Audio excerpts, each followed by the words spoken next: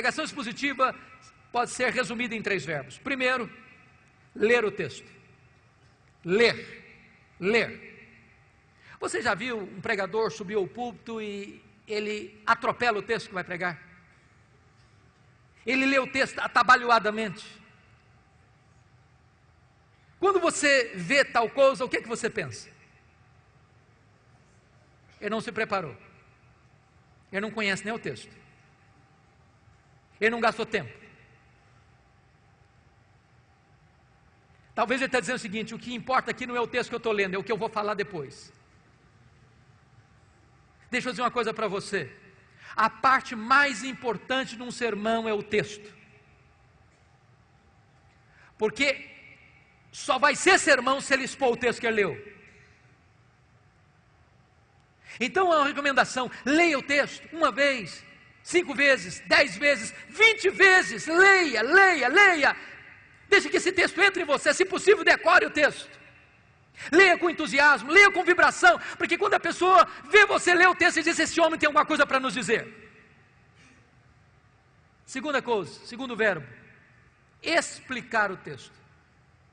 Calvino dizia que pregação é explicação da Escritura. A não ser que você explique o texto, você não pregou. Você conhece aquele tipo de pregador que lê o texto, vai embora do texto e nunca mais volta para o texto? Ele viaja, faz viagens internacionais e espaciais. E você pergunta: meu Deus, mas por que ele leu esse texto?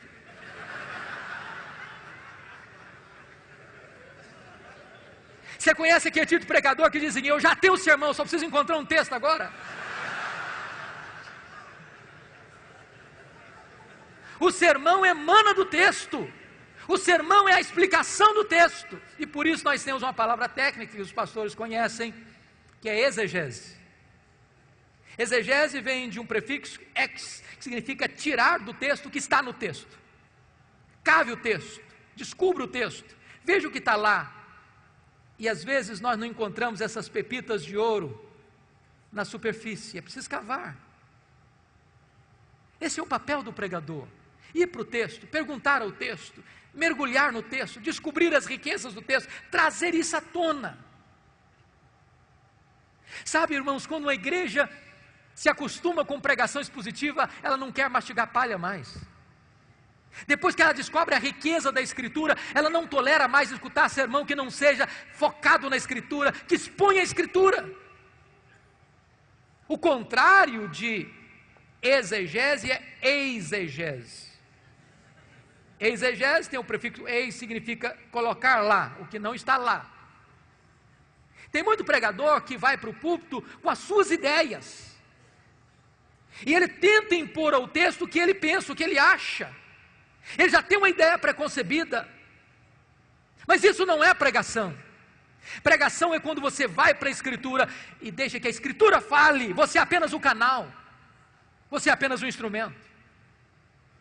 O terceiro verbo, importante pregação expositiva: primeiro é ler o texto, segundo é explicar o texto, terceiro é aplicar o texto.